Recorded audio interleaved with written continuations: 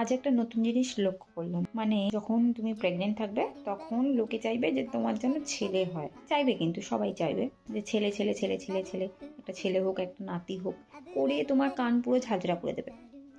এবার যেই তুমি ছেলে পয়দা করলে ওদের কথা মতো, যেই ছেলে হলো, মানে তোমার দ্বারা তো এটা হয় না, এটা সৃষ্টিকর্তা যে দিচ্ছেন তার উপরেই নির্ভর করে, আর বাবা মার ক্রোমোজোমের উপরে। তো যেই ছেলে হয়ে গেল তখন লোকে বলবে ছেলে থাকলে না ঠিক সাজানো যায় না, ছেলে থাকলে না কিছু করা যায় না, ড্রেসপত্র কেনা যায় না, মেয়ে থাকলে না অনেক সাজুগুজু করানো যায়।